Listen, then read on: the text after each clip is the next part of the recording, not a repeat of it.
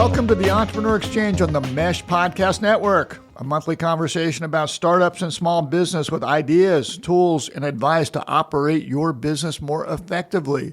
Happy New Year's to all of our listeners.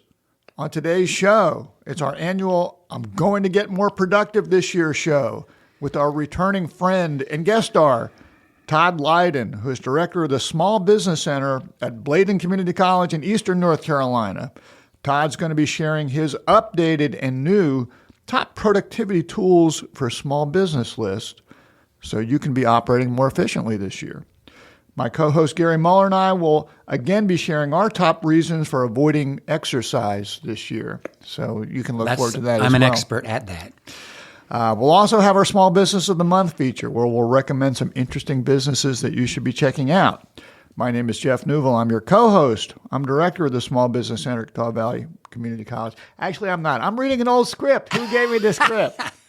You can be that if you'd like. I'm now director of the Manufacturing Solutions Center in Conover, North Carolina. It is 2023 today, It is isn't 2023. All right. I'm joined by my co-host, Gary Muller, who is Executive Dean of the Economic Development and Corporate Education at Todd Valley Community College. I don't know if I said that right. Did I get that right? You got that right. You're really done well with that. All right, Gary. How are you doing? Happy New Year to you. Happy New Year. Doing well. We had a great Christmas. Hope you did.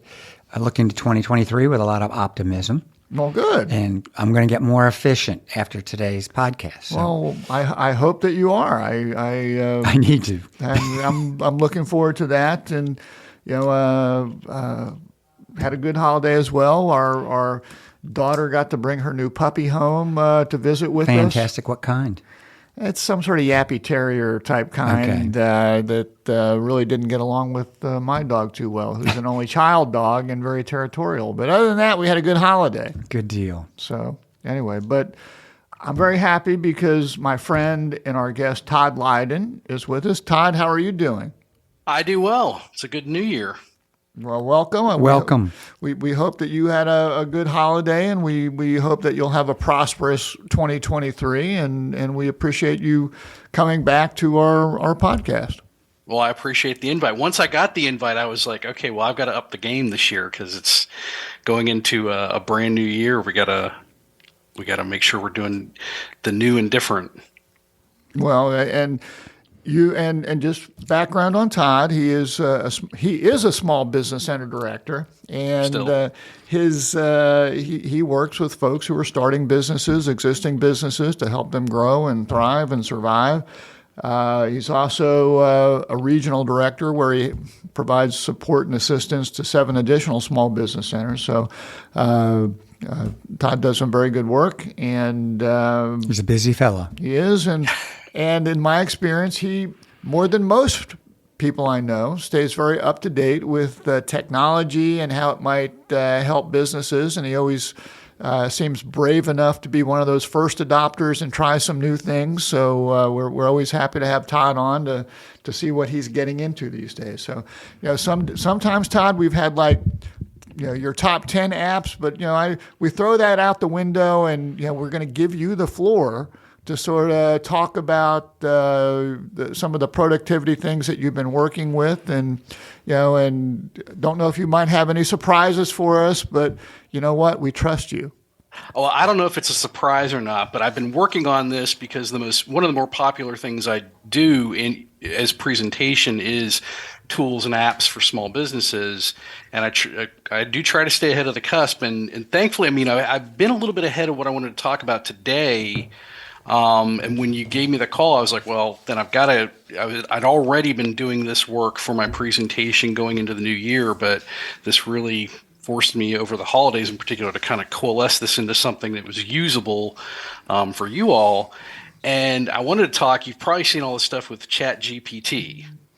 Where we live, we don't really get that stuff. We're still reading newspapers and magazines here. So, So you're going to have to explain. Well, you've probably seen artificial intelligence. ChatGPT is out, and it's the latest version gone out towards the end of last year, and everybody got on board with this idea of now using, and in essence, the the Chat GPT was just using OpenAI's AI modeling system to do, a generative discussion of what you were looking for. So you could ask it. And the way I kind of explain this to some people is just think of it as, we used to, when we were talking about like everybody was doing the Uber model as a thing. This is really just text to blank. Whatever you can just verbalize, whether it's written or literally spoken, as something that can be generated elsewhere, and let the AI more or less do the automated work for that. So we're all going to become pretty redundant here pretty soon. Let the computers officially take over. And what most folks have to realize is that this is AI as a subscription.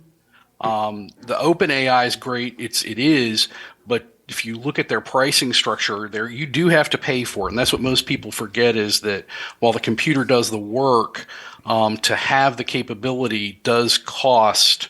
You do have to have the functionality for it, which is why, for example, when you look at most audio, it doesn't cost as much because the costing on doing any of the work for that is exponentially cheaper than the visual and video, obviously, because then you're adding in the visual and then also the motion, that kind of stuff. But it's amazing what you can do. So I wanted to talk about that today and some of the things that we're seeing that are some of the stuff that we have talked about in the past. Like I think I've mentioned in the past, one of the biggest ones right out of the gate, and it's been around for a while, and it's one of the most useful ones, considering when we were in COVID, was Otter AI. And there's a ton of them out there that do what that always put itself out there as being a meeting assistant, which in essence was just doing voice to text, automated transcription as you go. And in most cases, if you had a meeting that you recorded, like what we're doing here, you could then produce a transcript of it pretty quickly and easily. And there are a lot of competitors in that space. That one was one that was well ahead of the curve, because if you think about it, we've been helping Google, Amazon, all of these big companies with all of the voice work we've been giving them for the past 15 years or so, going, hey Siri, hey Alexa, hey Google. We've been giving them the data they needed to figure out how do we take somebody asking for something and turning it into what they want. Whether it's one of my favorite crazy uses that I'm really interested to see, I've sent it out to a couple of my attorney friends, is the OpenAI actually has funded a legal assistant company called Harvey.ai that is going to, and there's a couple of the oddballs like that I'm really interested in seeing how that plays out, because it's doing contract work and because if you think about it, any kind of standard document is easy to do a fill in the blank kind of thing. If you just said fill in for Jeff Newville as the client and what he wants for all of this paperwork, and let it do all of you're not even literally, you're letting it all just fill in the blank. Right. Are they still going to charge me the same amount, or will they charge me more? That's the interesting thing I think we have to think about it going forward is that while it in some respects makes it easier for the provider, they still are paying for the computing, but it is taking probably somebody out of the equation. Again, you're automating somebody who is doing that. And there's a couple of interesting options for that. Like I said, the Harvey AI was one that OpenAI is actually funding, but two that I'm looking at. The first one was called DoNotPay.com, which basically is saying don't pay for someone to do these things for you, pay us in essence. But that's a legal one. And then the other one that's not off the ground yet, but it's in that ballpark, and I'm going to be following, is called LegalRobot.com. So that should be interesting, and to see how that plays with some of the ones that are out there that are already online, including like DocuSign and things like that. I think that's where you're going to start seeing some of these things plug into what folks are able to use, is to take the AI and to supplement something that already exists. So from my small business perspective, are these things that I can use in lieu of a lawyer, or are these things that are going to support lawyers? Or both? Both. I mean, it can be both. I mean, depending on what type of businesses we're talking about. And that's where I was going to point out some of the uses for, like I said, that's where we're going with some of these. The obvious one that everybody's seen, and you've probably seen because they were able to quickly turn around the model, was doing the changed avatars for people. That if you just uploaded 10 to 20 pictures of yourself, selfies, they would generate a interesting, unique, different visual of you based on a bunch of different, basically just filters and models and things they had. They were just plugging you into things. And you saw a bunch of those turn around real quick at the end of the year because they were taking these different open AIs and different models, including a couple of ones we'll talk about for images in a second, and allowing people to do that. Now, you had to pay for it because to use the AI cost micropennies, but for every transaction, in essence, they were able to upsell you to go, okay, we'll give you 100 versions of this avatar. It only cost you $10. For them, it may have cost not even 50 cents to produce it. Yeah. Because they've already prepaid for the computing power. And if you pay a little bit more, you can look like George Clooney or something like that. That's what I was wondering. I'm sure you can ask. Let's let Jeff Newville actually look handsome. It could depend on what pictures we send in. Yeah, that's true. Well, that's what you have to do. So for people who want to play around with that, and I've already seen some really interesting ways in which you can. I mean, first off, if you get into the NFT space or any creative space, this is really useful. So when we're talking about social media marketing, anybody doing any sort of marketing, obviously, it's a huge thing. You do have to be very careful with any of these, whether they're paid or not, to make sure you check the usage rates. Because some of them don't, and obviously in most cases you are going to be paying for something in order to get the usage rates. But one that I like because it allows you to play around in the almost literal playground of a couple of different AIs for images is called nightcafe.com. It allows you to play around with one of the big ones, which is called DALL-E, DALL-E, which is really just the OpenAI's version of it's one of the versions of OpenAI's visual stuff. And it's great because you can go on there and put in, if you got a request, and I did something interesting because I wanted to see, as I do a presentation, AI replacing farmers. So obviously in our area, if you think about what could be done using these types of tools for farm use in agricultural areas. So I put that in to see what kind of images I'd get out of it. And of course, most of them were robotic looking things, standing over a field, that kind of stuff. But you'd get a variety of different looks, and then you could go in and tweak them based on the prompts. But that's one of the things that I think is going to become a job in the future, in essence, is how do you capitalize on the AI in a way, and you're already seeing that work coming out of it, is the prompting and the making the interfacing easier for people to actually produce what they're trying to produce. Okay. The other one that's like that, and there's a couple of them that are off that beaten path a little bit. One's called playgroundai.com.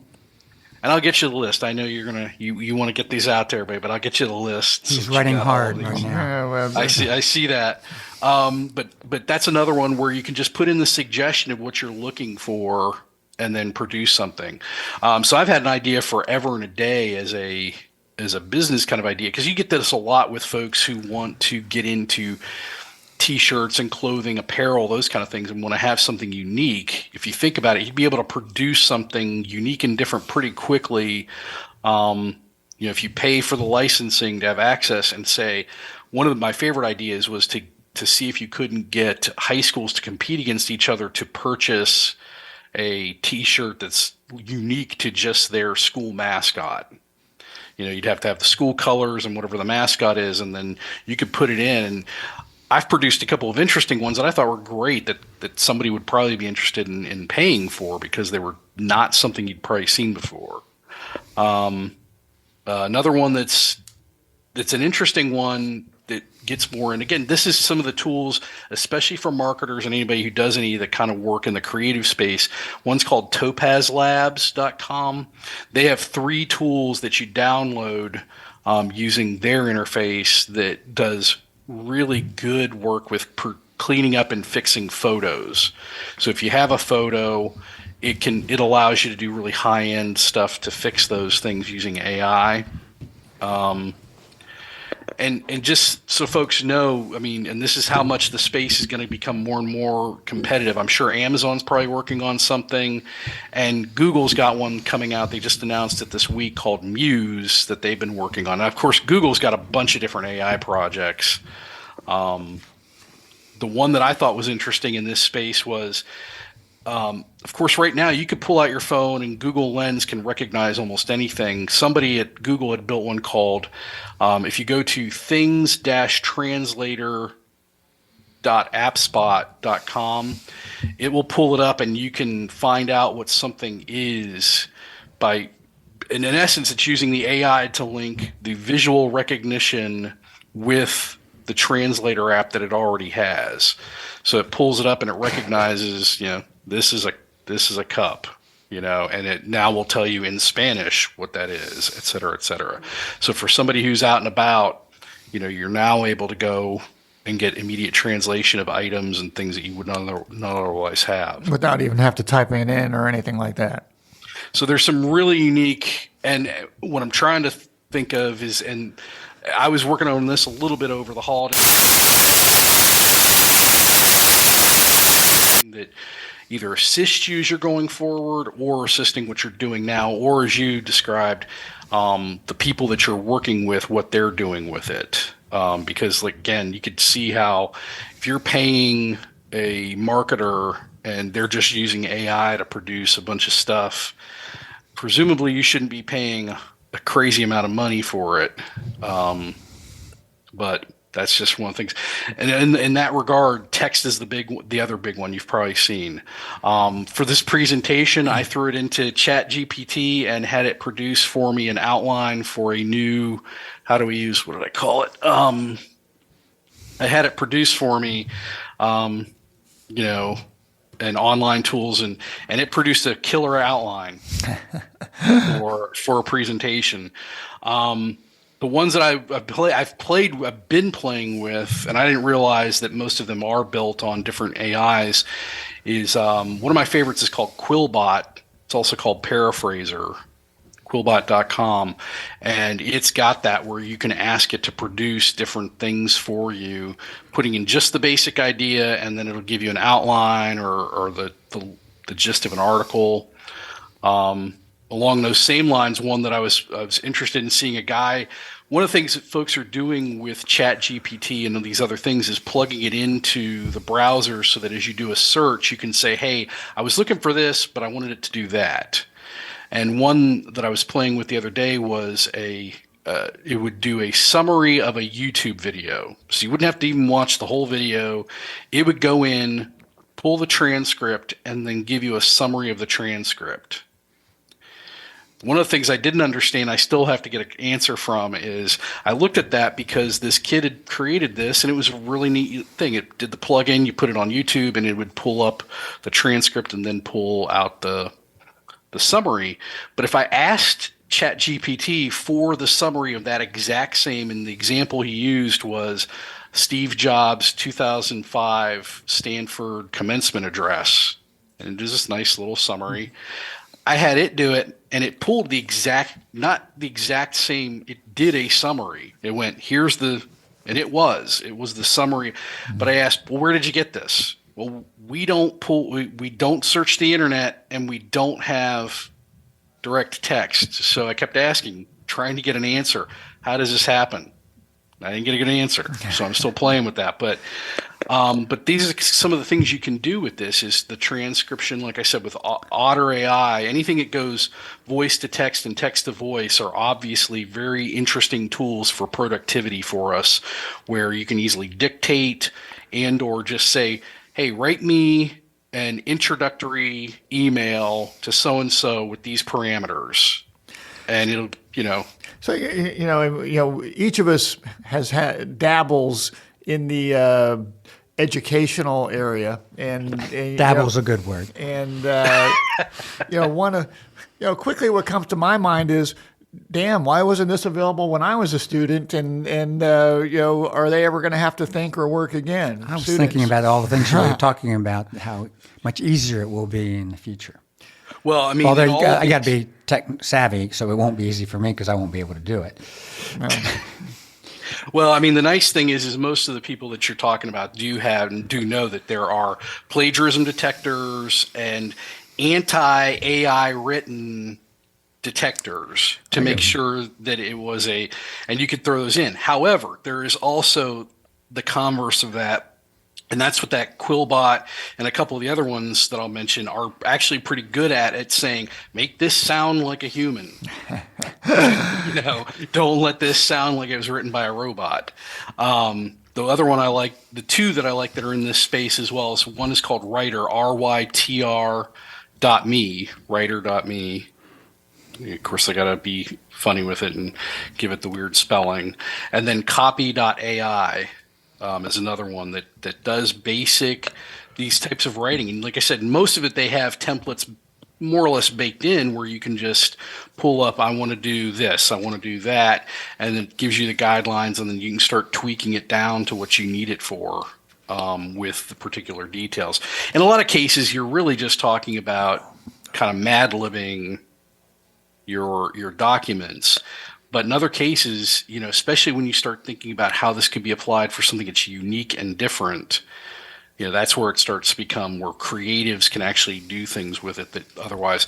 So in that space, like music and audio is fun. Like I said, the audio is interesting because it doesn't take the processing power that video and visual takes. So it's a lot easier right now. So somebody would be able to get into creating music pretty quickly, without any experience, without anything. I mean, I've played with a few of them, just to see, and it's interesting that you can say, I want a song that sounds like it was written by this type or this band or that, and with these different parameters, and get things that sort of fit the bill. And it's amazing to think that that's where we're headed. So you'll be able to write songs, or I could write songs, or Gary could write songs. It'd be crazy, maybe. I know, but I mean, you really have an angelic voice. I mean, it would be really good for you. Well, that's I'm not allowed to sing in public. Yeah, that's for good reason. Well, and then that's the other interesting thing when you start getting into the video ones, and that's when you start getting into. We've talked in the past about some of the deep fake technology. That's in essence what we're talking about. That they're basically more or less just taking the visual and then now the audio, and that's becoming the other scary part, is that it is easy now with the AI to take snippets of someone's likeness and their voice and recreate them. I mean, you've seen that in the deepfake technology. Now you could think of it as if you had enough audio of a particular singer, it wouldn't be difficult then to reproduce it, saying, hey, make it sound like Freddie Mercury is singing Star Spangled Banner, and it's potentially possible that if they could do something like that if they had enough of the data. Wow. Okay. So what that means for business, I think it's kind of a scary thing that when you say, what people can overpromise you that gets produced, and making sure that as you produce these things that you have the right to do them and use them. Like I said, that's the other important thing to keep in mind. Obviously, for customer service, we've had it for years. A couple of the ones that chatbots and different voice call and email recognition systems are already there. I mean, I was amazed the other day. I saw it. I did a search for a restaurant on Google, a specific type of restaurant, and then at the bottom it asked, do you want one nearby? So it was... they're even using it in those regards. So you have to make sure that what you're doing and you're putting out there matches these. I've been saying that to people too for years. If you're not gearing it toward being found via the voice to text technology, you're kind of missing the boat, because you have to use it based on what people are asking for.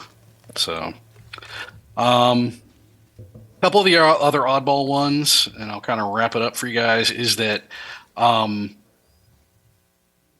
there's this one that you might be interested in. It's like, and I've seen a couple of these. This is the one I played with the most. It's called Validator.ai. It's like, give it a business idea and let it give you an idea if it works or not. And the nice thing is it's not going too in depth depending on how much you ask it, but it will give you the basic, something, where it almost puts us out of a job, at least in terms of the walk-in person. Well, don't tell the other business counselors about this, Todd, and you'll be much more efficient than the rest of them. Much less stressed. Well, I've done a couple things where we've done find me a business plan or an outline for different types of businesses, and you easily find it. Okay. Good to know. Validator.ai. Okay. It's scary. So I like to give you these things where you can find all of this stuff and start doing that. And that's one of the key things I think will help folks. There are two that I've been playing with the most. One is called Futurepedia.io. Futurepedia.io. Which is actually a British company, but that's a really nice one that breaks things down, and you can look at different uses of AI, a couple of things we've talked about already. And then AIToolsDirectory.com. Okay. And those are both really good for if you're thinking about a lot of these different things, like what could you do? So, for example, like I mentioned that OpenAI had funded Harvey. There's another one it's called MEM, which is more or less like some of these other project management systems, but it's assisted with AI. And I think that's what you're going to start seeing is almost everything is going to start having some AI baked into it, where it's going to start saying, I mean, we were already seeing it with most of the calendar systems, email systems, where it'll say, did you really want to send this? Did you really want to do this?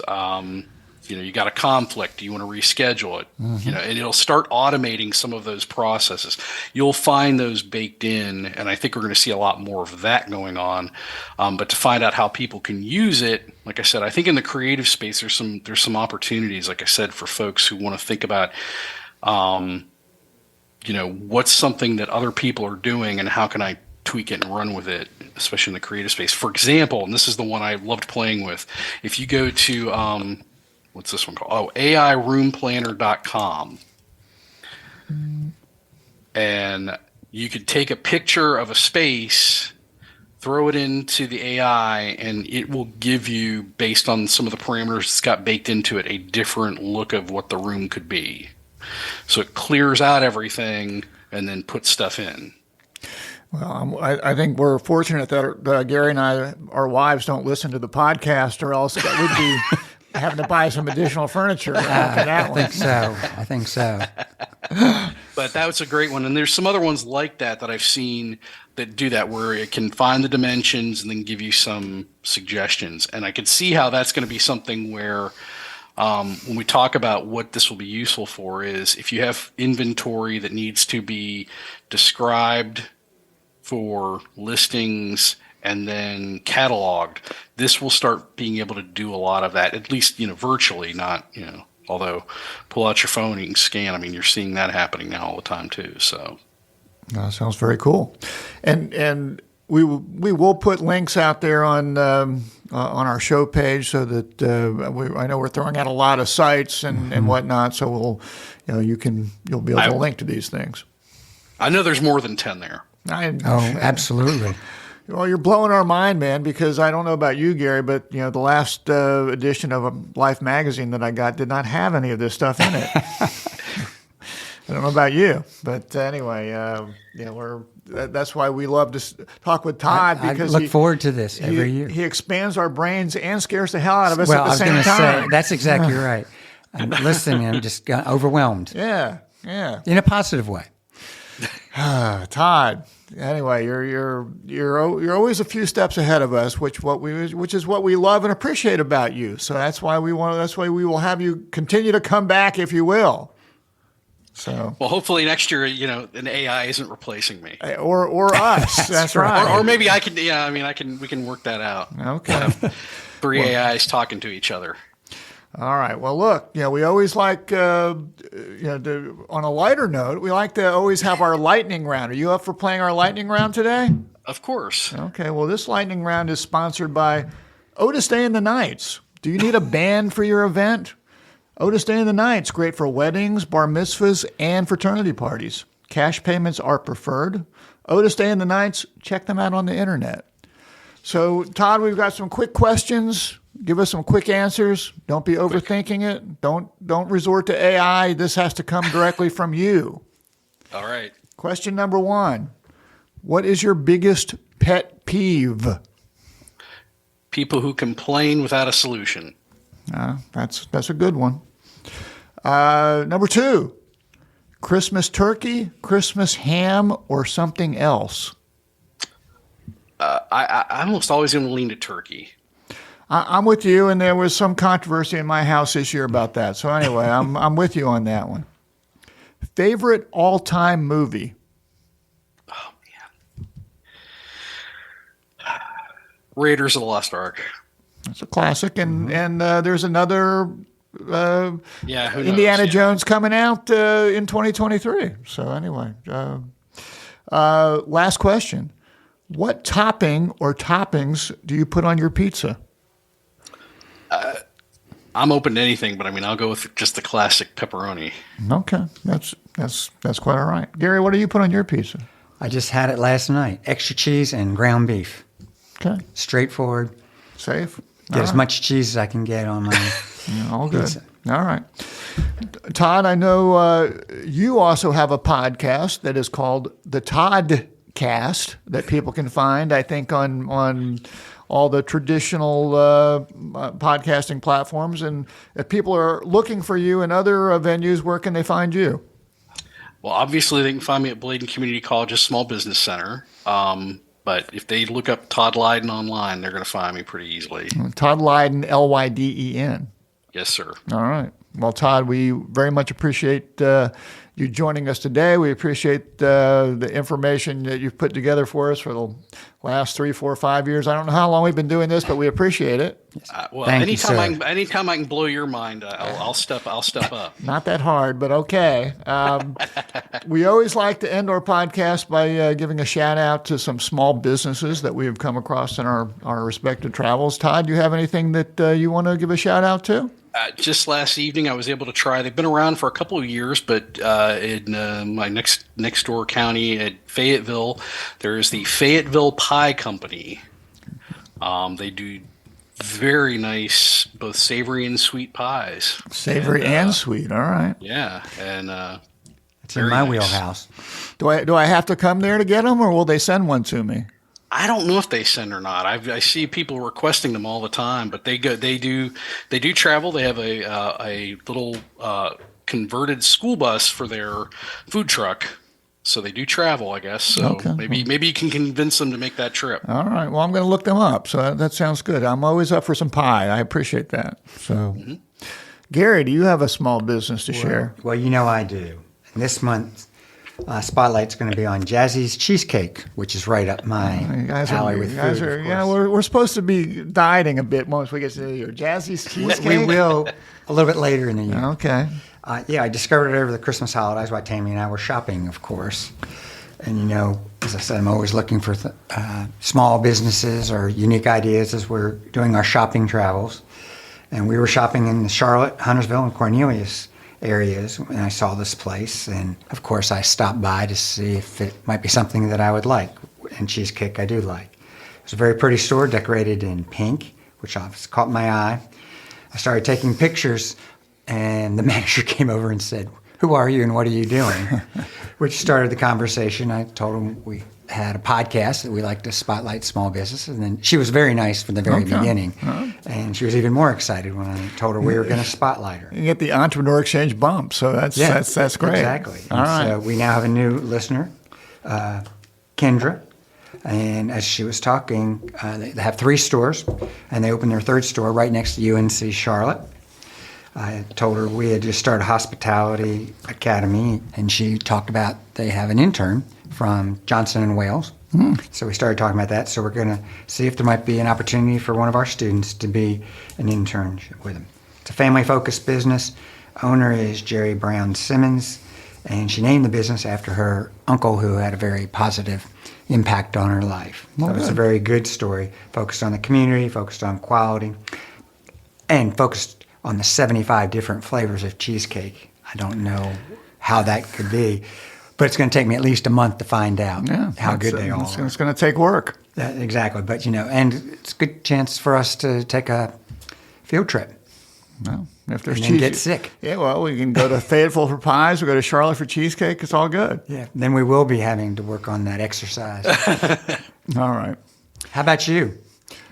I'm also having to work on the exercise, but I came across a small business that I think that you will both enjoy and appreciate. Very unique, and you're going to think it's not real, but it's real. Okay, so. Read an article in the Washington Post. Some people are just not good at standing up in the system, or you're calling customer service. You get on the phone and they put you on hold for 5 minutes, 10 minutes, whatever it is, and you get frustrated. You give up. So there are two people in Pittsburgh, Chris Grimm and Fallon Zecca. They are launching a small business to revolutionize the way people complain. They've started a business called Karens for Hire to serve as advocates for customers who have been abused by big companies. They'll complain for you. They'll write and send letters to fight for your case. They'll get on social media to share information to hopefully to get businesses to do the right things. There was an article written by Steve Hendricks in the Washington Post, some examples of cases that they're working on. A Massachusetts dressmaker being stiffed by a celebrity chef who wore her creation at a gala and then refused to return it or pay for it. A woman trying to end her $4,500 deal with a matchmaker service called It's Just Lunch after she asked for a man who loved hiking and was matched instead with a man who mostly wanted to try on women's shoes. The low-income tenant in Memphis, a single mother on disability being pushed out of her apartment in an apparent violation of rental laws. And in that case, they provided the woman with a pro bono tutorial in federal tenant protections and how to enlist the Department of Housing and Urban Development. They helped a New Jersey woman draft a letter to the Kia dealership that was refusing to replace her engine when she bought a lemon. Average fees around $65. So, maybe if you got abused by Southwest Airlines recently and don't feel like you're getting what you could go to karensforhire.com. Just karensforhire.com. Check them out. They're on the internet as well, but they're legit. So check it out. Very cool. So if any of our listeners, if you have a suggestion for the Entrepreneur Exchange Small Business of the Month, you can email them to us at eexchange@themesh.tv. And if we use your suggestion, we'll send you a little bit of a prize pack that we've got here. We want to thank Todd Lyden for joining us. Todd, it's always a pleasure. Thank you for having me again. Thank you. We want to thank the Mesh Podcast Network. If you go to themesh.tv, you'll be able to see the whole network of podcasts they've got going on and a lot of interesting stuff going on out there. We want to wish everybody happy holidays and happy New Year and good luck. Good luck in 2023. Hopefully the robots will not have replaced us by the end of the year. Everyone be safe out there, and we look forward to talking to you next month. Take care.